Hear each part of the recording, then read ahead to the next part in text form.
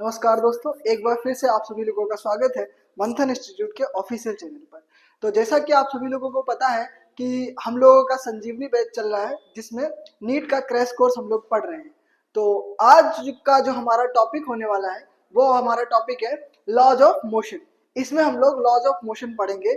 और ये जो टॉपिक है ये कैसे शुरू हुआ है, पहले हम लोग इसके बारे में चर्चा कर लेते हैं थोड़ी सी कि हम लोग लॉज ऑफ मोशन पे कैसे आ गए। तो सबसे पहले हम लोगों ने पढ़ा है मोशन। मोशन हमने पढ़ा था। देखिए, जो भी साइंस है या किसी भी सब्जेक्ट को सबसे पहले पढ़ने का तरीका ये होता है कि किसी भी चीज को जो हमको दिख रही है पहले हम लोग उसको देखते हैं, ऑब्जर्व करते हैं, फिर उस ऑब्जर्वेशन को ऑब्जर्व करते हैं कि इस ऑब्जर्वेशन के पीछे रीजन क्या है, ये हुआ क्यों है, ठीक है, ऐसा क्यों हो रहा है। तो सबसे पहले हमने क्या देखा, मोशन, चीजें मोशन हुई होती हुई देखी गई। फिर हम लोगों ने देखा कि ये मोशन क्यों हो रहा है, मोशन का कारण क्या है। तो उस मोशन का रीजन क्या है वही हम लोग इस चैप्टर में पढ़ेंगे, दैट इज द फोर्स। और उस मोशन का कारण क्या था, फोर्स था। वो कैसे समझ में आएगा, मैं आपको एक एग्जांपल से समझाता हूँ। जैसे हम लोगों ने पिछले कई 2 चैप्टर्स में हम लोग ये पढ़ रहे हैं कि मोशन क्या होता है, 1D मोशन क्या होता है, 2D मोशन क्या होता है, हम लोगों ने ये सब पढ़ा है। Motion in straight line, motion in a plane, ये पढ़ा है। अब मोशन के पीछे रीजन क्या है, मोशन क्या होता है ये हम लोगों ने पढ़ रहा है, उसके पीछे रीजन क्या था। उसके पीछे रीजन है किसी भी ऑब्जेक्ट को मोशन कराने के लिए आपको एक एक्सटर्नल फोर्स लगाना पड़ेगा, तभी वो ऑब्जेक्ट मोशन करेगा। तो जब कोई ऑब्जेक्ट मोशन करेगा उसके पीछे रीजन क्या निकल के आया, force is the reason behind the motion. तो हम लोग इस चैप्टर में फोर्स को पढ़ने जा रहे हैं, ठीक है, कि किसी ऑब्जेक्ट में किस तरीके से फोर्स लगाने पर उसका मोशन कैसा होगा। तो उस चीज को हम लोग पढ़ेंगे। तो पहले चैप्टर में हम लोगों ने मोशन को पढ़ा, अब मोशन का रीजन क्या है उसको पढ़ेंगे। तो चीजें हम लोग पहले ऑब्जर्व करते हैं कि क्या चीजें होती हैं, फिर हमने देखते हैं कि इसके पीछे रीजन क्या है, वो क्यों हो रहा है। यही साइंस है, यही साइंस पढ़ने का तरीका है। तो चलिए, तो सबसे पहले हम लोग ये समझने की कोशिश करते हैं कि ये मोशन क्या होता है, क्यों होता है। तो मोशन क्यों होता है, अभी मैंने बताया आपको, मोशन हो रहा है किसी ऑब्जेक्ट पर एक्सटर्नल फोर्स लगाने की वजह से। अब एक्सटर्नल फोर्स को डिफाइन करने के लिए सबसे पहले शुरुआत करते हैं एरिस्टोटल से। एरिस्टोटल ने हमको ये बताया था सबसे पहले कि कोई ऑब्जेक्ट अगर मोशन कर रहा है इसका मतलब है उस पर कोई एक्सटर्नल फोर्स लगाया गया होगा। उसके बाद आते हैं गैलीलियो। गैलीलियो हमको ये बताते हैं कि कोई ऑब्जेक्ट अगर मोशन करता है, ठीक है, उसके लिए एक्सटर्नल फोर्स की जरूरत है, सही बात है, लेकिन उस पर एक शर्त काम करती है। वो शर्त, उसी को हम लोग लॉ ऑफ इनर्शिया बोलते हैं या Newton first law of motion बोलते हैं, ठीक है। उसी को Newton first law of motion बोलते हैं या लॉ ऑफ इनर्शिया बोलते हैं, जिसको किसने दिया है, गैलीलियो ने दिया है। गैलीलियो ने आखिर ऐसा क्या बताया, उन्होंने हमको ये बताया कि अगर कोई ऑब्जेक्ट अपनी किसी स्टेट में है, मे बी वो मोशन में हो सकता है, मे बी वो रेस्ट पे हो सकता है, किसी भी स्टेट में हो सकता है, तो वो अपनी स्टेट का अपोज करता है। अगर वो मोशन में है तो मोशन का, तो वो रेस्ट में आने का अपोज करेगा, ठीक है, अपनी स्टेट में ही रहना चाहता है, स्टेट चेंज होने का अपोज करता है, ठीक है। जैसे अगर वो रेस्ट में है तो रेस्ट में ही रहना चाहता है, मोशन में आने का अपोज करेगा। ओके, मैं ये कहना चाहता हूं कि ये जो प्रॉपर्टी है इसकी अपनी स्टेट में रहने ही वाली, अपनी स्टेट चेंज करने का अपोज करने वाली, इस प्रॉपर्टी को क्या बोलते हैं, इनर्शिया बोलते हैं। क्या आपको बात समझ में आई। यही गैलीलियो ने सबसे पहले हम लोगों को बताया कि कोई ऑब्जेक्ट जो होता है वो क्या करता है, अपनी स्टेट चेंज होने का अपोज करता है।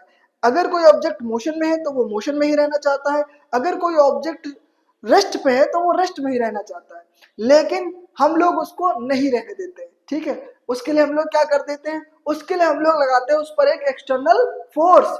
तो यही आपका फर्स्ट लॉ ऑफ मोशन या लॉ ऑफ इनर्शिया बन जाता है कि कोई ऑब्जेक्ट जब तक रेस्ट पे है वो रेस्ट पे ही रहेगा, अगर मोशन में है तो मोशन में ही रहेगा, जब तक कि उस पर कोई एक्सटर्नल फोर्स ना लगाया जाए। तो हम लोग इसको लिख सकते हैं, आप लोग लिख सकते हैं, an object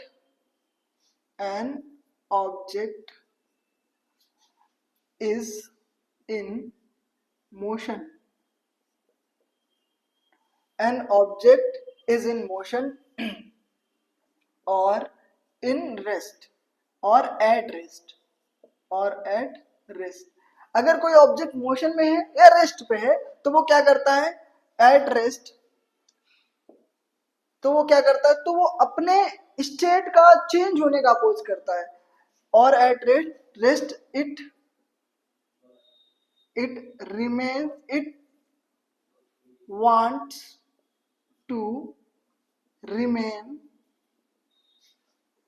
in that state, in that state, or we can say that what, or we can say that it opposes to change the state, or it opposes, is it opposes to change the state. अब ये state कैसी हो सकती है, ये state motion में भी हो सकता है और रेस्ट में भी हो सकता है, मोशन और रेस्ट किसी भी स्टेट में ये हो सकता है। ठीक, तो फिर से हम लोग इस बात को समझते हैं। मैंने ये कहा कि कोई ऑब्जेक्ट है, an object is in motion और एट रेस्ट, कोई ऑब्जेक्ट मोशन में है या रेस्ट पे है तो क्या करता है, it wants to be remain in that state, वो उसी स्टेट में ही रहना चाहता है। और क्या कह सकते हैं, it opposes to change the state, वो अपनी स्टेट चेंज करने का क्या करता है, अपोज करता है। ठीक, और इसकी इसी प्रॉपर्टी को हम लोग क्या बोलते हैं, इसकी इसी प्रॉपर्टी को हम लोग बोलते हैं इनर्शिया। इसी को क्या बोलते हैं, इनर्शिया। अब इनर्शिया का एक बेहतरीन एग्जांपल मैं आपके सामने पेश करना चाहता हूं, आप लोग बड़े ध्यान से इसको देखिएगा। तो देखिए, मेरे पास एक ग्लास है और एक कार्डबोर्ड है और इसके पास एक 5 रुपए का सिक्का है। ठीक है, अब देखिए मैं क्या कर रहा हूं, ये जो आपके पास ये जो कार्डबोर्ड है, मैं इस पर फोर्स लगाऊंगा और इसके ऊपर सिक्का रखा होगा, इस पर कोई फोर्स नहीं लगेगा। तो यहां से ये अगर ये सिक्का इस ग्लास में गिर जाता है तो ये प्रूव हो जाएगा, क्या प्रूव हो जाएगा, कि ये सिक्के पे कोई फोर्स नहीं लगाया गया, कोई एक्सटर्नल फोर्स नहीं लगाया गया। इसका मतलब ये रेस्ट में ही रहना चाहता है, मतलब जिस जगह पे इसको रखा था ये वहीं पे नीचे गिर जाएगा। अगर मैं इसके कार्डबोर्ड के ऊपर रखूंगा तो ये तो वहीं रहना चाहिए, और कार्डबोर्ड पे फोर्स लगाए ना तो सिर्फ कार्डबोर्ड हटना चाहिए। ठीक है, तो चलिए करके देखते हैं। आप, ये बड़ा फेमस एक्सपेरिमेंट है इस टॉपिक को समझने का, तो चलिए इसको समझते हैं। तो देखिए, ये आपके सामने सिक्का है, मेरे हाथ में ये ग्लास है और मैं इस पर फोर्स लगाना चाह रहा हूँ कार्डबोर्ड पर, और मैं फोर्स लगाता हूँ, फिर आप लोग देखिएगा कि सिक्का कहाँ जा रहा है। तो जैसा कि आप लोगों ने देखा है कि ये जो सिक्का था वो उसी में गिर गया है और कार्डबोर्ड मेरे हाथ में है। तो आप लोगों ने इस एग्जांपल से क्या समझा, इस एग्जांपल से ये समझा क्योंकि सिक्के पर तो कोई फोर्स नहीं लगा है। क्यों नहीं फोर्स लगा है, क्योंकि सिक्के पे मैंने कोई फोर्स लगाया नहीं, एक्सटर्नल फोर्स, सिक्का तो वहीं का वहीं रखा रहा। और मैंने फोर्स किस पे लगाया था, इस कार्डबोर्ड पर लगाया था। कार्डबोर्ड को मैंने खींचा तो कार्डबोर्ड पे एक्सटर्नल फोर्स लगा है, तो ये अपने, वैसे तो ये अपोज करता है तो इसने अपोज किया और थोड़ा बहुत अपोज कर पाया, मेरा एक्सटर्नल फोर्स ज्यादा था इस वजह से ये मूव हो गया। लेकिन सिक्के पर कोई फोर्स मैंने नहीं लगाया, जिसकी वजह से सिक्के पर कोई फोर्स तो लग ही रहा था। कौन सा फोर्स, नीचे क्यों गया, क्योंकि उस पर एक ग्रेविटेशनल फोर्स लग रहा है नीचे की तरफ, अर्थ उसको अपनी तरफ खींच रही है। ठीक है, तो वो क्या करा, वो नीचे की तरफ गिर गया। इसका मतलब क्या हुआ कि सिक्के पर इस डायरेक्शन में, कार्डबोर्ड के मूव होने के डायरेक्शन में कोई फोर्स नहीं लगा है, इस वजह से सिक्का क्या हुआ, सिक्का उस ग्लास में गिर गया। तो ये हमारा एक अच्छा एग्जाम्पल है इस टॉपिक को समझने का, इनर्शिया को समझने का। तो सिक्के का इनर्शिया उसको नीचे गिराने के लिए जिम्मेदार है। ठीक है, तो इनर्शिया कैसा है, एक एग्जांपल से मैं आपको समझाऊं तो इनर्शिया हमारे आलस की तरह है। जैसे एक बार आप बिस्तर पकड़ लेते हैं, उसके बाद आपका बिल्कुल उठने का मन नहीं करता है, वो क्या है, आपका इनर्शिया है। ठीक है, फिर आप एक्सटर्नल फोर्स लेते हैं, एक्सटर्नल मोटिवेशन लेते हैं, ठीक है, अपने आप को उठाने के लिए, तब जाके कहीं आप उठ पाते हैं, फिर आप काम करना शुरू करते हैं। तो एक्सटर्नल फोर्स लगाना क्या हुआ, आपका मोटिवेशन हुआ। और आलस क्या है, आलस ही इनर्शिया है। तो इनर्शिया क्या करता है, इनर्शिया आपको रोक के रखता है कि आप अगर रुके हैं तो रुके ही रहेंगे। अच्छा, एक चीज और है इसमें, दूसरी चीज और बता रही है कि क्या प्रॉपर्टी है इनर्शिया की, अगर आप मोशन में हैं, अगर आपने एक बार काम करना चालू कर दिया, फिर आप लगातार चाहते हैं कि काम ही करते रहे। ये वाली प्रॉपर्टी मेरे अंदर बहुत ज्यादा है। मैं अब काम करना चालू कर देता हूँ, फिर लगता है कि अब रुकना नहीं चाहिए, और एक बार रुक गया ना, फिर लगता है कि बस रुके ही रहो, कोई काम नहीं। तो इस तरीके से ये काम करता है इनर्शिया। तो आप लोगों को ये इनर्शिया आई होप बहुत बेहतरीन तरीके से समझ में आया होगा। इसमें एक पॉइंट और है जिसको हम लोग एक और अलग लैंग्वेज में कह सकते हैं और इस पर कोई क्वेश्चन भी बनाया जा सकता है। जैसे कि मैंने ये कहा कि अगर किसी ऑब्जेक्ट पर जितने भी एक्सटर्नल फोर्स लगाए जा रहे हैं वो सब कैसे हो जाएंगे, जीरो हो जाएंगे, तो वो ऑब्जेक्ट अपनी स्टेट चेंज नहीं करेगा। अगर हम कहें if the sum of all external forces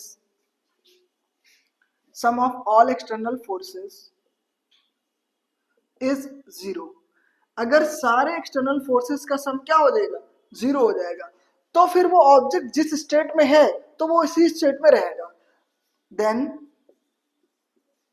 the object remains in same state, तो ऑब्जेक्ट जिस स्टेट में है उस स्टेट में रहेगा। ये जो मैंने आपको अभी बताया है, इस पे क्वेश्चन बन सकता है, और इस पे शायद 2019 में एक क्वेश्चन भी आया था, ठीक है, कि अगर किसी भी ऑब्जेक्ट पर सारे एक्सटर्नल फोर्सेस का जो सम है अगर वो जीरो हो जाए तो क्या होगा, तो वो किस चीज का एग्जाम्पल है, तो ये लॉ ऑफ इनर्शिया का एग्जाम्पल है। तो आप लोग ये सारे पॉइंट्स नोट कर लीजिए, और आप लोगों को पता ही है कि नीट में जो क्वेश्चन बनता है वो कैसे बनता है, वो थ्योरी से ही बनता है ज्यादातर, ठीक है, न्यूमेरिकल तो मैं करा ही देता हूँ। तो आप लोग इतना नोट कर लीजिए, फिर हम लोग न्यूटन सेकेंड लॉ पे पहुंचते हैं, ठीक है, इतना नोट कर लीजिए।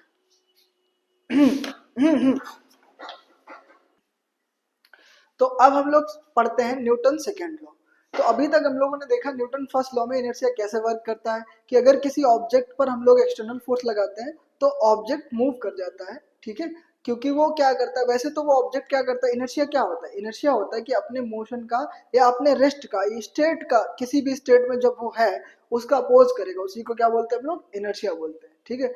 और अब हम लोग जो सेकेंड लॉ पढ़ने जा रहे हैं उसको समझने से पहले हम लोग को एक क्वांटिटी, एक प्रॉपर्टी है, वैसे तो ये प्रॉपर्टी फोर्स की ही है, ठीक है। अ, जैसे इनर्शिया जो था, इनर्शिया प्रॉपर्टी था किसी ऑब्जेक्ट के मास की, इनर्शिया को हम लोग किससे नापते हैं, मास से नापते हैं, ठीक है। इनर्शिया कुछ वैसे ही है जैसे कि इनर्शिया को नापने के लिए स्केल क्या होगी, मास, जिसका जितना ज्यादा मास उसका उतना ज्यादा इनर्शिया, ठीक है। जैसे अभी मैंने जो एक्सपेरिमेंट करके दिखाया था आपको सिक्के वाला, तो उसमें क्या था, उसके 5 रुपए का सिक्के का कुछ मास होगा ना, वही उसके इनर्शिया का काम कर रहा है, वही क्या कर रहा है, वही उसके रेस्ट पे रहने का, वो रेस्ट पे ही रहना चाहता है, मोशन नहीं करना चाहता है। आपने उस पर एक्सटर्नल फोर्स भी नहीं लगाया था, इसीलिए तो वो नीचे गिर गया, ठीक है, इसलिए तो वो गिलास में गिरा, तो उसी जगह पे गिरा क्योंकि उसका इनर्शिया वहां पे वर्क कर रहा है। और इनर्शिया किसकी तरह काम कर रहा है, इनर्शिया के लिए कौन काम कर रहा है, मास, मास जो होता है वो इनर्शिया के लिए काम करता है। और हम लोग इनर्शिया को नापने का क्या कर सकते हैं, जितना ज्यादा किसी ऑब्जेक्ट का मास होगा उसका इनर्शिया उतना ही ज्यादा होगा। अब एक और चीज जो हम लोग समझना चाह रहे हैं कि ये, मैं ये कहना चाह रहा था कि मास इनर्शिया को नापता है वैसे ही जैसे कि थर्मोमीटर नापता है टेम्परेचर को, ठीक है क्या, हीट हमको नापना है, हीट हीट कितना हुआ, हीट को नापने के लिए क्या स्केल इस्तेमाल होती है, टेम्परेचर, टेम्परेचर से ही तो हीट नापते हैं हम लोग। वैसे ही इनर्शिया को नापने के लिए क्या स्केल इस्तेमाल होती है, मास, मास से क्या हम लोग नापते हैं, इनर्शिया नापते हैं। अब आते हैं हम लोग न्यूटन सेकेंड लॉ पे। न्यूटन सेकेंड लॉ क्या कहता है, इसमें एक प्रॉपर्टी आती है जिसको हम लोग बोलते हैं मोमेंटम। मोमेंटम क्या होता है, पहले मोमेंटम समझेंगे फिर न्यूटन सेकेंड लॉ समझेंगे। मोमेंटम को वैसे तो हम लोग पी से रिप्रेजेंट करते हैं, ये होता क्या है मोमेंटम, इसको जरा समझ लेते हैं। तो हम लोग अगर मोमेंटम को समझना चाहें तो समझने के लिए हम लोग कह सकते हैं momentum is the impact of force, कि फोर्स का इम्पैक्ट कितना था, ठीक है, वो होता है हमारा मोमेंटम। तो फोर्स का इम्पैक्ट कितना है, अगर हम इसी में एक चीज और जोड़ते हैं, फोर्स का impact in short time of period में, तो वो क्या हो जाएगा, इम्पल्स हो जाता है, जब जो हम लोग इसी के आगे पढ़ेंगे। फिलहाल हम लोग को क्या पढ़ना है, हम लोग को मोमेंटम समझना है। तो मोमेंटम क्या होता है उसको जरा समझते हैं। वैसे तो मोमेंटम को जो डिफाइन किया गया है वो कैसे डिफाइन किया गया है, momentum is the product of mass and the velocity of the object at with the object moving, जिस वेलोसिटी से ऑब्जेक्ट मूव कर रहा है into the mass of the object, दोनों का हम लोग प्रोडक्ट करेंगे तो हम लोग को क्या मिलेगा, मोमेंटम मिलेगा, ठीक। तो मोमेंटम को कैसे डिफाइन कर सकते हैं, momentum is the, it is the product of mass and velocity of any object, ठीक। तो it is the product of mass and velocity of any object, किसी ऑब्जेक्ट का अगर हम मास और वेलोसिटी का प्रोडक्ट लेते हैं तो वो क्या बन जाता है, उसका मोमेंटम बन जाता है।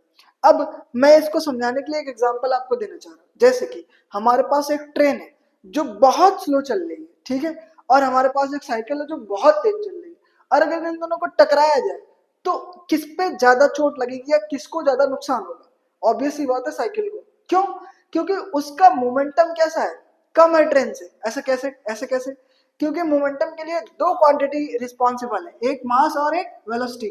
आपने साइकिल का क्या बढ़ा दिया, वेलोसिटी तो बढ़ा दी, लेकिन उसका मास कहां से लाओगे, ट्रेन का तो मास बहुत ज्यादा है, इसलिए किसका इम्पैक्ट किस पे होगा, ट्रेन का इम्पैक्ट होगा साइकिल पर, साइकिल टूट जाएगी, आपको ट्रेन को कुछ नहीं होगा। अब इसी जगह अगर मैं एक चीज ले लूं कि ट्रेन आ रही है बहुत तेज 100 की स्पीड से, और एक हमारे पास बुलेट है, ठीक, उसका मास बहुत कम है लेकिन उसकी स्पीड बहुत ज्यादा है, लेट्स से 800, 1000 ऐसा कुछ। अब वो इतनी स्पीड से जा रही है और ट्रेन से टकरा जाती है, और ट्रेन के शीशे से टकराती है जो कि कांच का है। अब वो, अब बताओ किसको चोट लगेगी, कांच के शीशे को या गोली को?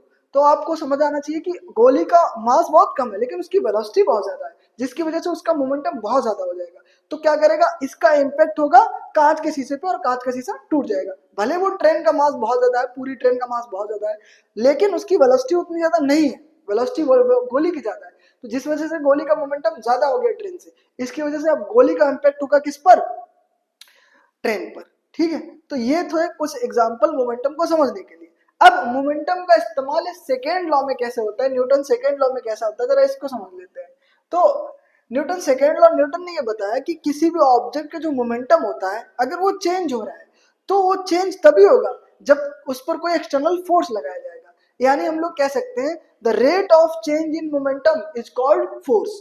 ये जो एक्सटर्नल फोर्स है ना, जो हम लोगों ने फर्स्ट लॉ में पढ़ा है कि एक्सटर्नल फोर्स लगाने की वजह से मोशन होने लगता है, ठीक है, तो ये जो हमने एक्सटर्नल फोर्स पढ़ा था ना फर्स्ट लॉ में, उस फर्स्ट लॉ में उस एक्सटर्नल फोर्स को फॉर्मुलेट किया गया है, किस तरीके से एक्सटर्नल फोर्स की वैल्यू को निकाला जा सकता है। तो उसको वैल्यू को कैसे निकालेंगे हम लोग, मोमेंटम से निकालेंगे। तो मोमेंटम से कैसे निकालोगे, तो हम लोग पहले डेफिनेशन लिख लेते हैं। सेकेंड लॉ की डेफिनेशन क्या हो जाएगी, तो सेकेंड लॉ की डेफिनेशन हो जाएगी the rate of change in momentum is called force। बहुत ही सिंपल सी डेफिनेशन है, ठीक है, इज कॉल्ड फोर्स। ये हो गई हमारी फोर्स की डेफिनेशन। अब चलिए इसको समझते हैं। सबसे पहले हम लोग को चेंज इन मोमेंटम समझना पड़ेगा, ये क्या होता है। वैसे तो चेंज इन मोमेंटम एक क्वांटिटी होती है, ठीक है, उसको इम्पल्स बोलते हैं, और force into short time period that is also called impulse. अभी हम लोग इम्पल्स पढ़ेंगे तो इन दोनों चीजों को देखेंगे, इम्पल्स के बहुत सारे क्वेश्चन भी बनते हैं। तो सबसे पहले हम लोग पढ़ते हैं the rate of change in momentum. तो पहले तो चेंज इन मोमेंटम समझ लेते हैं। चेंज होगा कब, जब उसकी इनिशियल वैल्यू कुछ होगी, फाइनल वैल्यू कुछ होगी, दोनों से फाइनल में से इनिशियल को माइनस करेंगे तभी तो चेंज आएगा।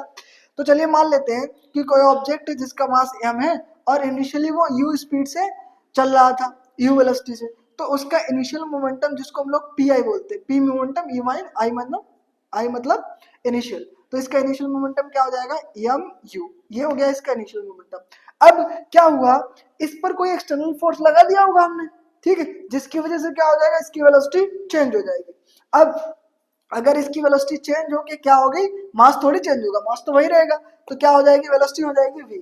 अब अगर वेलोसिटी v हो जाएगी तो इसका फाइनल मोमेंटम क्या लिखेंगे हम लोग, mv लिखेंगे, ठीक बात है। अब ये तो हो गया फाइनल और इनिशियल वैल्यू। अब मैं कहने कहा डेफिनेशन में क्या है, rate of change in momentum. तो सबसे पहले चेंज इन मोमेंटम लिखते हैं, फिर उसका रेट निकालते हैं। तो पहले चेंज इन मोमेंटम डिफाइन करते हैं। चेंज को किससे लिखते हैं, डेल्टा पी से, और चेंज क्या होता है, फाइनल माइनस इनिशियल, तो P F minus P A. अब देखिए ये चेंज इन क्या हो जाएगा, ये हो जाएगा पी एफ की वैल्यू क्या है, एम इंटू वी, और पी आई की वैल्यू क्या है, m into u, m into u. अब हमने क्या किया, डेल्टा पी हमको निकालना है, एम कॉमन आ जाएगा, अंदर क्या बचेगा, वी माइनस यू। यही तो हमारा क्या हो गया, चेंज इन मोमेंटम हो गया। अब हम लोगों को क्या समझना है, अब हम लोगों को समझना है कि rate of change in momentum, rate का क्या मतलब होता है। तो देखो कभी भी रेट कह दे ना, तो आप लोगों ने क्लास 6, 7, 8 में पढ़ा होगा कि रेट दिया जाता था, ठीक है, जो परसेंटेज में दिया जाता था, हम लोग मैथ में पढ़े हैं। खैर, रेट का मतलब होता है कि टाइम के रिस्पेक्ट में वैल्यू किस तरीके से चेंज हो रही है, वो होता है रेट, ठीक है। तो टाइम के रिस्पेक्ट में अगर देखना है तो मैंने क्या किया, dividing both side with time interval delta T से, अब ये rate of change in momentum कहलाएगा। अभी तक सिर्फ चेंज इन मोमेंटम था, अगर टाइम से डिवाइड कर दिया तो पर यूनिट टाइम में कितना चेंज हो रहा है उसी को क्या बोलते हैं हम लोग, rate of change in momentum. अब इसी क्वांटिटी को हम लोग delta P upon delta F, यानी यहाँ में लिख देता हूँ delta P upon delta T, इसी को क्या बोल दे रहे हैं हम लोग, एफ बोल दे रहे हैं, यानी that is called force. Rate of change in momentum is called force. तो फोर्स को कैसे डिफाइन करोगे, change in momentum divided by time interval. तो ये हमारा क्या बन गया, ये हमारा बन जाएगा फोर्स इक्वल्स टू, अब आप देखिए आपको एक क्वांटिटी इसमें जानी पहचानी लग रही होगी, वो क्या है, v minus you upon delta T. तो v minus you upon delta T आपको मैंने इस क्वांटिटी को पहले चैप्टर में पढ़ाया था। ये क्वांटिटी क्या होती है, that is acceleration, change in velocity in per unit time, that is called acceleration. तो यहाँ से हम लोग कह सकते हैं जो हमारे फोर्स की एक और फॉर्मूला निकल के आ गया, एक तो ये हो गया, एक ही हो गया, और एक और हो जाएगा, वो क्या हो जाएगा, F equals to m into and this quantity becomes acceleration, तो F इक्वल्स टू ma। इस तरीके से जो हमारा फोर्स का फॉर्मूला है वो ये आ जाता है F इक्वल्स टू ma।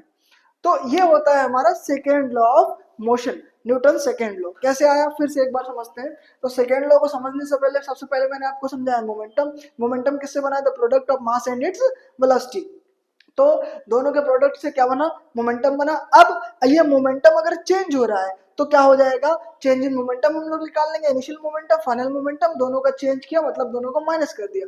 अब ये change in momentum per unit time में कैसे हो रहा है, तो टाइम से दोनों तरफ डिवाइड कर दिया तो हम लोग को टाइम में निकल आएगा कि अगर टाइम से डिवाइड कर दोगे तो क्या आ जाएगा, इसका रेट ऑफ चेंज आ जाएगा। रेट ऑफ चेंज ही क्या कहलाता है, फोर्स कहलाता है। यही तो न्यूटन सेकंड लॉ है कि rate of change in momentum is called force. तो इसी को हम लोग क्या बोल देते हैं, फोर्स बोल देते हैं। तो delta P upon delta T is force, तो delta P upon delta T क्या बन जाएगा, हमारे पास फोर्स बन जाएगा। अब इधर भी आपने डेल्टा टी से डिवाइड किया, दोनों तरफ ही करेंगे, m तो इधर आ जाएगा। अब ये डेल्टा टी को इसके साथ ले लोगे तो क्या हो जाएगा, v minus you upon delta T, and it is what, it is acceleration. तो ये क्या बन जाता है हमारा, एक्सेलरेशन बन जाता है। तो फोर्स का फॉर्मूला बन जाता है mass into acceleration, that is the force and that is the second law of Newton second law. ठीक है, इसको आप लोग नोट कर लीजिए, फिर हम लोग पढ़ते हैं थर्ड लॉ की तरफ।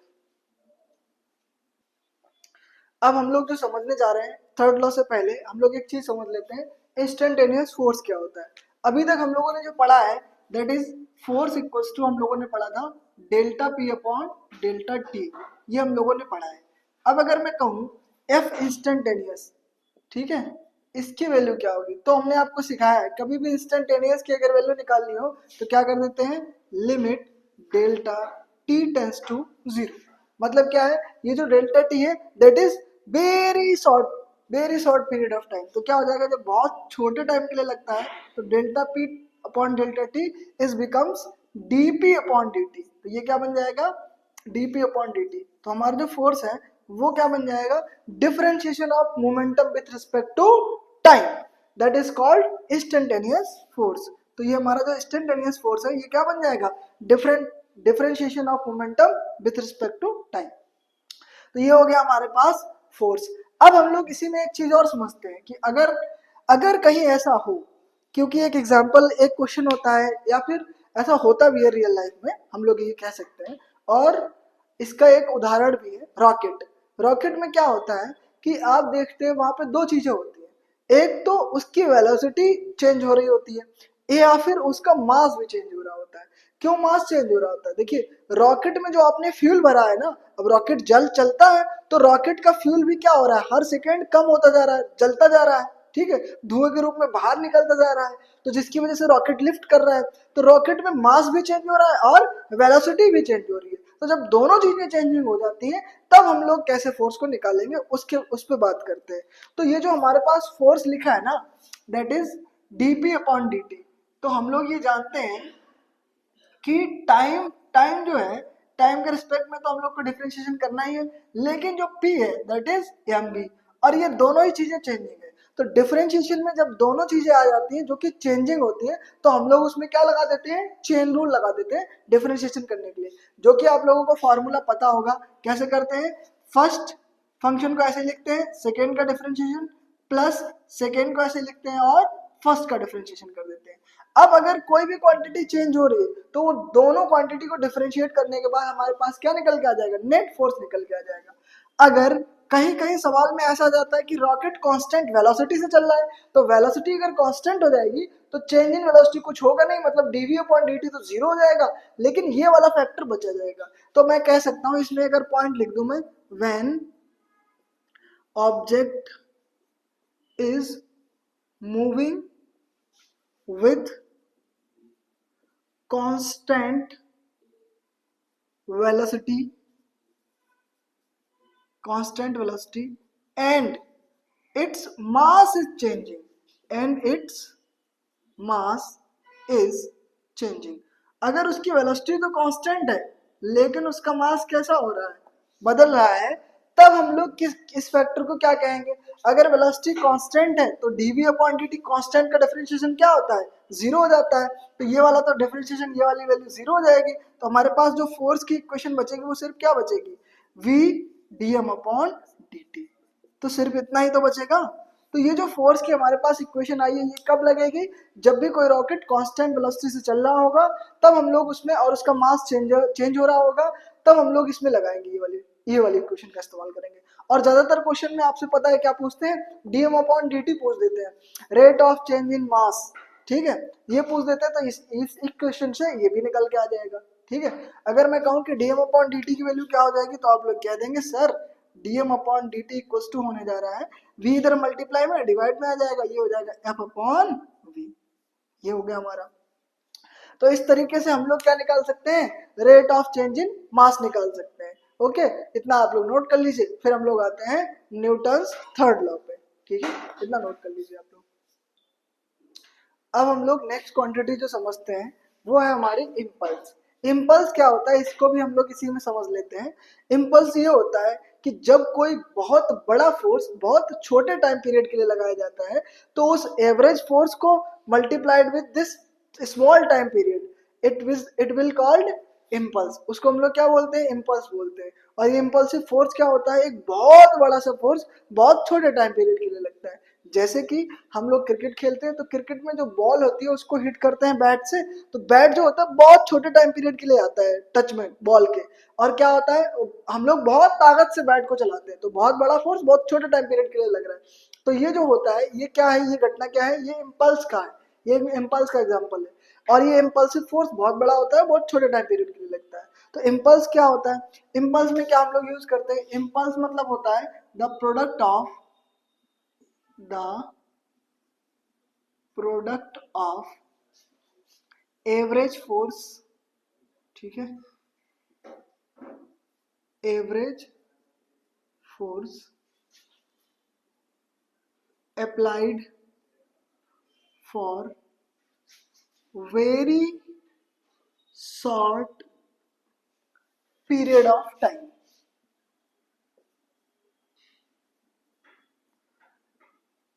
Very short period of time मतलब क्या है, इम्पल्स हमारे पास क्या हो जाएगा, जिसको हम लोग आई से लिखते हैं, इसका मतलब हो जाएगा एफ एवरेज जो कि बहुत बड़ा है इनटू टाइम, और ये टाइम कैसा है, बहुत छोटा सा है, ठीक, या डेल्टा टी भी हम लोग लिख सकते हैं time interval, and that time interval is very short very small, okay, that is called impulse. अब हम लोग यहाँ पे ये देखेंगे कि इम्पल्स का एक फॉर्मूला और बन जाएगा, कैसे बन जाएगा जरा देख लेते हैं।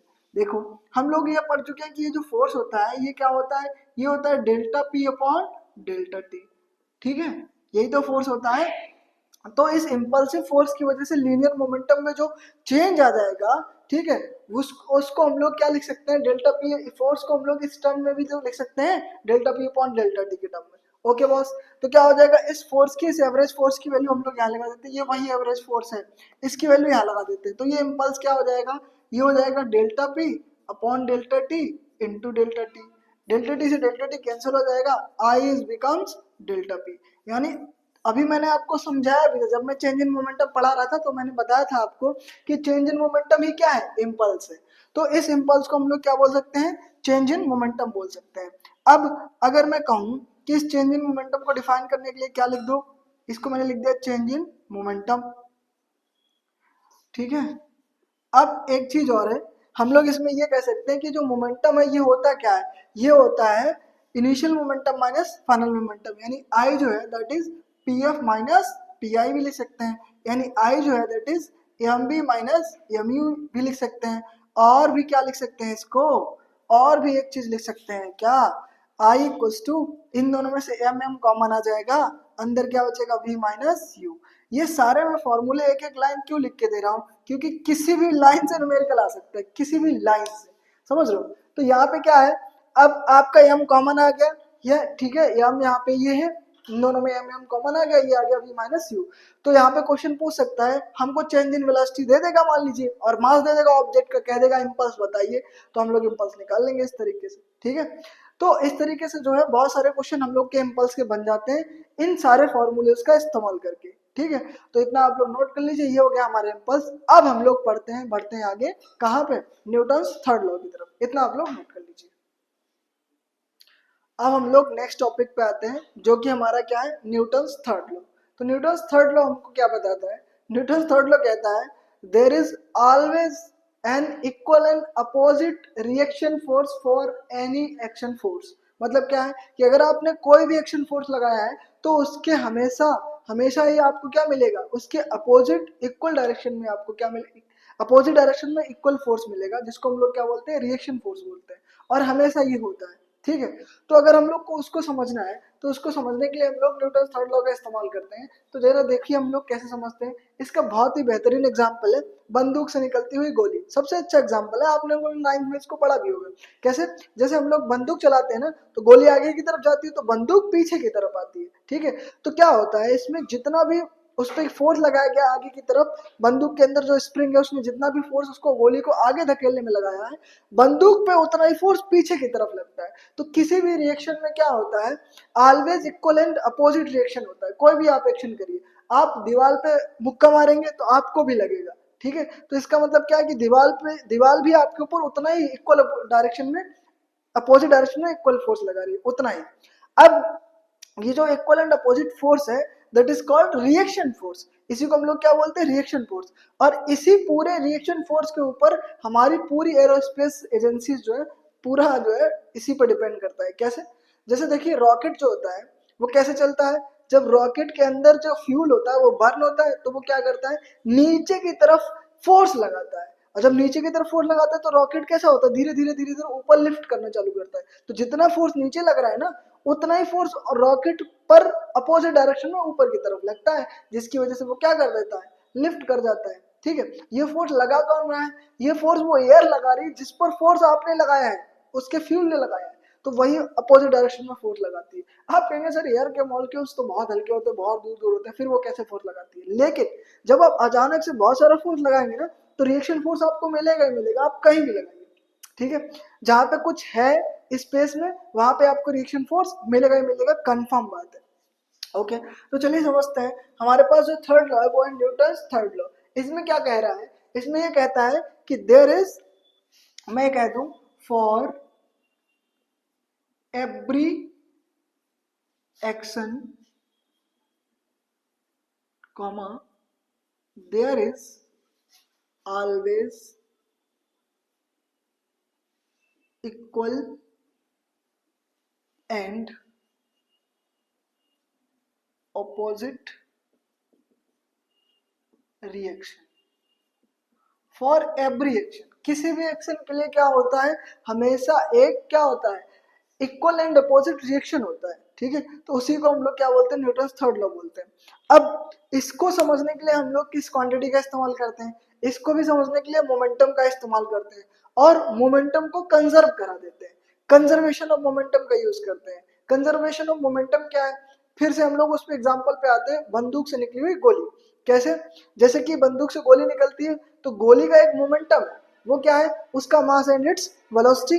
अब बंदूक का भी एक मोमेंटम है, उसका मास और उसकी वेलोसिटी। अब क्या होगा, जब गोली आगे की तरफ जाती है तो बंदूक पीछे आ रही है ना, यही तो मैंने बताया।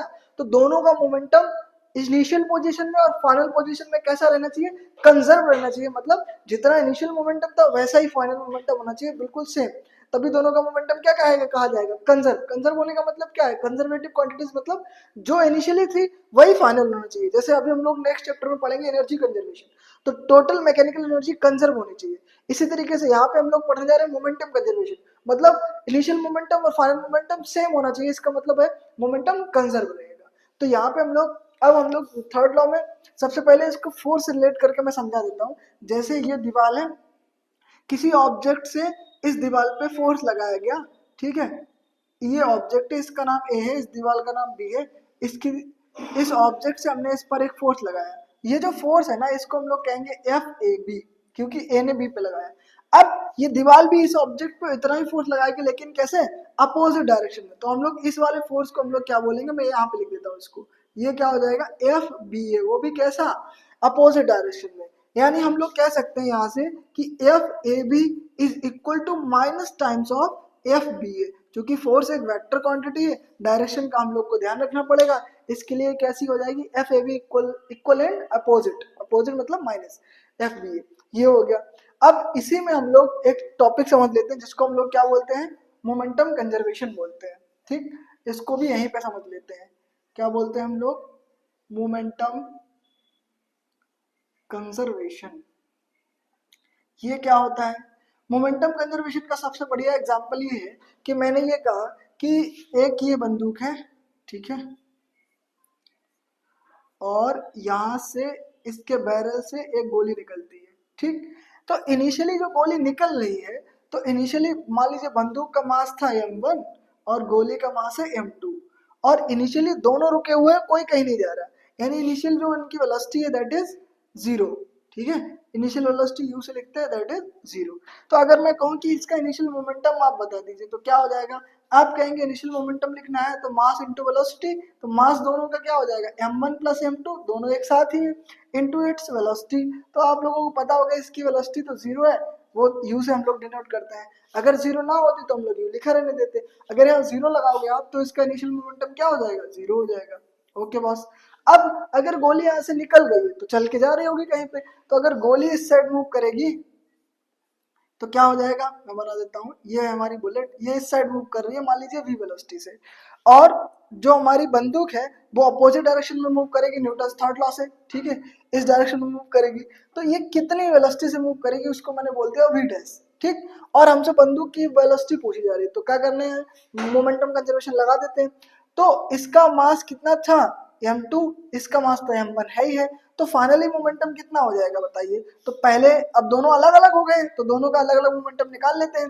पहले हम लोग निकालेंगे फाइनल मोमेंटम ऑफ इस बंदूक का, बंदूक का मोमेंटम क्या हो जाएगा, m1 into V dash, m1 into V dash, और प्लस इस गोली का मोमेंटम आप निकालोगे that is m2 into we. अब ये जो फाइनल मोमेंटम आपका आया है ये क्या आ जाएगा, मैं लिख देता हूँ m1 into V dash plus m2 into V, ये आ गया आपका फाइनल मोमेंटम। अब मैंने क्या कहा, मोमेंटम को कंजर्व कराना है, कंजर्व रखना है, तो मतलब इनिशियल और फाइनल मोमेंटम दोनों कैसे होने चाहिए, इक्वल होने चाहिए। तो मैंने कह दिया P F equals to P I, जो कि क्या है 0, तो पी एफ भी क्या हो जाएगा, 0 हो जाएगा। तो पी एफ की वैल्यू यही तो है, तो हम कह सकते हैं कि m1 v dash plus m2 v equals to 0। अब हमसे अगर v डैश पूछा जाए तो सब कुछ निकल आएगा, यहाँ से जो भी आप निकालना चाहते हैं सब निकल के आ जाएगा। तो ये एक मोमेंटम कंजर्वेशन का एग्जाम्पल था। एक एग्जाम्पल और मैं देता हूँ जिसको आप लोग अच्छे से समझ सकते हैं। वैसे भी इस जो मोमेंटम कंजर्वेशन अभी मैंने समझाया है, तो इसका जो एक और एग्जाम्पल है कोलिजन, उसको हम लोग नेक्स्ट चैप्टर में और डिटेल में पढ़ेंगे। ठीक है, फिलहाल मैं एक एग्जाम्पल और देता हूँ इसका, जैसे ये एक बॉल है जिसका मास m1 है और ये u वेलोसिटी से मूव कर रही है। ठीक, और एक और बॉल है, ठीक, जिसका मास है m2, यहाँ लिख देते हैं m2, और ये वेलोसिटी ये u1 से मूव कर रही है, ये u2 से मूव कर रही है। अब ये दोनों सेम डायरेक्शन में मूव कर रही है। इसके बाद क्या होता है, बाई चांस ये दोनों टकरा जाती है। ठीक है, तो टकराने के बाद अब ये किधर में मूव कर रही है हमको नहीं पता है, बस इतना जान लीजिए कहीं भी मूव कर सकते हैं, डायरेक्शन वी डोंट नो, हम लोग को डायरेक्शन का कोई अंदाजा नहीं है, लेकिन ये बाई चांस टकराने के बाद जुड़ जाती है, m1 प्लस m2 हो जाता है। मिट्टी की बॉल होंगी तो दोनों टकराई, चिपक गई, चिपक के जाने के बाद कहीं भी मूव हो सकती है, हमको नहीं पता है, तो हम लोग ऐसे ही रैंडम डायरेक्शन दे देते हैं, इस साइड मूव कर रही है। अब दोनों जुड़ चुकी है तो दोनों सेम ही वेलोसिटी से तो मूव करेंगे क्योंकि दोनों एक साथ है, तो वो वेलोसिटी इनकी v। अब हम लोग इनिशियल पोजीशन और फाइनल पोजीशन का मोमेंटम कंजर्व करा देंगे। तो इनिशियल मोमेंटम को आप कैसे लिखोगे, पी आई इक्वल्स टू, कैसे लिखोगे बताओ, m1 u1 प्लस इसका इनिशियल मोमेंटम क्या हो जाएगा, m2 u2, ये हो गया इसका इनिशियल मोमेंटम। अब आते हैं हम लोग फाइनल मोमेंटम पे, तो फाइनल मोमेंटम हम लोग कैसे लिखेंगे, तो पी एफ इक्वल्स टू कैसे लिखोगे, अब दोनों बॉल जुड़ चुकी है तो दोनों का मास क्या हो जाएगा, m1 प्लस m2, वेलोसिटी कितनी है, ये है इनकी v वेलोसिटी। अब लगा देते हैं क्या हम लोग, मोमेंटम कंजर्वेशन। मोमेंटम कंजर्वेशन हम लोगों से क्या कहता है, वो कह रहा है कि दोनों का मोमेंटम इक्वल होगा, तो हम लोग कह देते हैं P I equals to P F. Momentum conservation जो यहाँ पे हम लोगों ने किया था P F equals to P I, वही यहाँ कर देते हैं। अब जैसे ही दोनों को आप इक्वल करेंगे तो आपके पास इक्वेशन बन जाएगी m1 u1 plus m2 u2 equals to m1 plus m2 into V. ये जो आपकी इक्वेशन बनी है इससे आप कुछ भी निकाल सकते हैं। ठीक है, जो भी आपको दिया जाएगा। तो ऐसे केस में हम लोग इस इक्वेशन का इस्तेमाल कर लेंगे। जब दो ऑब्जेक्ट चल रहे हैं किसी भी वेलोसिटी से, उसके बाद वो दोनों जुड़ जाते हैं और फिर किसी पर्टिकुलर वेलोसिटी से चल रहे हैं तब।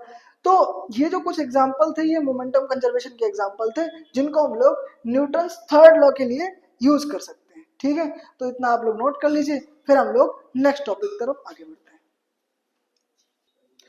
चलिए अब हम लोग एक क्वेश्चन कर लेते हैं जो हम लोगों ने टॉपिक अभी पढ़े हैं। इसमें इस क्वेश्चन में हमें लग रहा है कि कम से कम 2-3 टॉपिक इसमें यूज हो जाएंगे। ठीक है, जिससे आपका एक ही क्वेश्चन में, और चूंकि ये नीट का पीवाईक्यू है तो आपका एक पीवाईक्यू सॉल्व हो जाएगा, जिससे आपको कॉन्फिडेंस मिलेगा और आपका टॉपिक रिवीजन हो जाएगा इसमें। ठीक है, तो चलिए समझते हैं क्वेश्चन में क्या कह रहा है। क्वेश्चन में कह रहा है एक 6000 kg रॉकेट, तो ये रॉकेट है वो 6000 किलोग्राम का है और वो क्या कर रहा है, it's set for vertical firing, उसको ऊपर जाने के लिए छोड़ा गया है। मैं यहाँ पे रॉकेट बना देता हूँ, ये रहा हमारा रॉकेट। ठीक है, और इसको, इसका जो मास है m इक्वल्स टू, वो कितना गिवन है हमको, 6000 kg, इतना मास गिवन है। अब इसको वर्टिकल फायरिंग के लिए तैयार करके रखा गया है। The exhaust speed is 900 metre per second. हम लोग को जो इसकी कांस्टेंट स्पीड चाहिए, जिस स्पीड से ये एग्जॉस्ट करेगा ऊपर की तरफ जाएगा, वो वेलोसिटी हमको कितनी चाहिए होगी, 900 मीटर पर सेकेंड, इतनी वेलोसिटी हमको चाहिए। To give an initial upward acceleration of, इसको कितना एक्सीलरेशन देना है हमको, इतना एक्सीलरेशन देना है, a इक्वल्स टू कितना देना है हमको, 20 मीटर पर सेकेंड स्क्वायर का एक्सीलरेशन देना है। उसके बाद इस कांस्टेंट वेलोसिटी से इसको मूव कराना है। ओके, फिर कह रहा है to give an acceleration, upward acceleration of 20 metre per second square, the amount of gas ejected, ये जो गैस का इजेक्शन है, इसका जो फ्यूल है उसका अमाउंट पूछा है पर सेकेंड। ठीक है, मतलब पर सेकेंड, पर यूनिट टाइम में कितना रेट ऑफ गैस इजेक्शन है उसका, to supply the needed thrust will be, ताकि उसको थ्रस्ट, इतना थ्रस्ट मिल पाए कि उसको एक्सीलरेशन कितना मिल जाए, 20 मीटर पर सेकेंड का एक्सीलरेशन मिल जाए। तो चलिए इसको सॉल्व करते हैं। तो सबसे पहले हम लोग ये समझते हैं कि इसको लिफ्ट करने के लिए हमको कितना फोर्स चाहिए। तो सबसे पहली बात है कि इसका नीचे की तरफ क्या लग रहा होगा, एक फोर्स लग रहा होगा mg, जिसका, जो कि इसका वेट है। फिर एक फोर्स हमको इसको थ्रस्ट चाहिए, कितना थ्रस्ट चाहिए, वो चाहिए इस एक्सीलरेशन इनटू मास के अकॉर्डिंग। यही तो एक्सटर्नल फोर्स होता है जो हम लोगों ने पढ़ा था, हम लोगों ने फर्स्ट लॉ में, कि क्या करता है, ये रेस्ट पे इसको मोशन में लाना है तो एक्सटर्नल फोर्स लगाना पड़ेगा। वो कह रहे हैं mass into acceleration, mass into acceleration ही तो एक्सटर्नल फोर्स होता है, यही तो हमारा F एक्सटर्नल फोर्स हुआ, दैट इज m इंटू ए।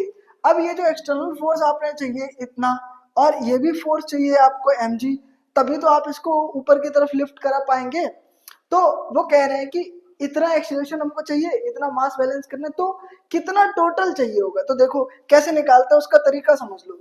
तो सबसे पहली बात तो कि ऑब्जेक्ट का मोशन ऊपर की तरफ कराना है, तो F नेट इक्वल्स टू क्या हो जाएगा, F नेट इक्वल्स टू क्या हो जाएगा, कॉमन सेंस से समझो, आपको इस mg के बराबर फोर्स लगाना है, एक फोर्स। ठीक है, जो कि क्या है, उसका वेट हो जाएगा, तो ये mg ही हो जाएगा क्योंकि उसके बराबर आप लगाएंगे। प्लस आपको और इतना एक्सीलरेशन भी चाहिए, उसके लिए भी एक्सटर्नल फोर्स चाहिए होगा, mg प्लस F एक्सटर्नल, इतना आपको टोटल फोर्स चाहिए इसको ऊपर की तरफ लिफ्ट करने के लिए। तो ये आपका F नेट हो जाएगा। F नेट इक्वल्स टू क्या हो जाएगा आपका, mg प्लस ma, ये आपका टोटल फोर्स आपको चाहिए इस रॉकेट को लिफ्ट करने के लिए। ये mg जो नीचे की तरफ लग रहा है, इस mg के इक्वल और अपोजिट डायरेक्शन में एक फोर्स चाहिए होगा आपको।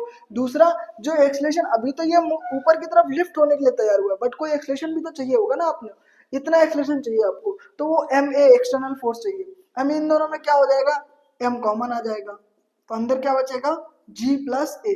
दोनों की वैल्यू हमको पता है, g की वैल्यू 10 लगा देंगे, a की वैल्यू 20 हमको दी गई है, और ऑब्जेक्ट का जो रॉकेट है उसका मास हमको गिवन है। तो नेट एक्सटर्नल फोर्स कितना चाहिए, वो हमारा निकल के आ जाएगा 6000 इंटू 10 प्लस 20, इतना ही तो हुआ। तो ये F नेट हमारे पास कितना निकल के आया, ये निकल के आया 6000 मल्टीप्लाइड बाई 30, तो ये कितना हो गया, 6 3 जा 18, 1 2 3 4, 1 2 3 4, ये आ गया हमारे पास नेट एक्सटर्नल फोर्स। इतने न्यूटन का नेट एक्सटर्नल फोर्स हमको चाहिए। ओके बॉस, आगे बढ़ते हैं। अब हमसे क्वेश्चन में पूछा क्या गया कि इतना फोर्स तो आपको चाहिए, वो कह रहा है कि the amount of gas ejected पर सेकेंड, ये बताओ कितना अमाउंट ऑफ गैस इजेक्टेड चाहिए ताकि इतना थ्रस्ट मिल पाए हमको, इतना थ्रस्ट चाहिए, इतना थ्रस्ट लाने के लिए हमको कितना पर सेकंड कितना गैस इजेक्शन होना चाहिए। गैस इजेक्शन पूछ दे या rate of change of mass पूछ दे, ये तो rate of change of mass ही तो है उसका, इतना ही तो पर सेकंड इसमें गैस कम हो रही होगी। और उसको हम लोग कैसे लिखते हैं, उसी को हम लोग क्या बोलते हैं, डीएम अपॉन dt। अगर आपको याद हो तो मैंने अभी अभी इसका फॉर्मूला कराया था, क्वेश्चन में हमसे क्या पूछा गया है, डीएम अपॉन dt पूछा गया है। तो डीएम अपॉन dt के लिए मैंने क्या फॉर्मूला आपको कराया था, dm upon dt equal to होता है f अपॉन v। डायरेक्ट आपको रेडीमेड फॉर्मूला याद है, हम लोग तुरंत फॉर्मूला अप्लाई करते हैं और आंसर पाते हैं।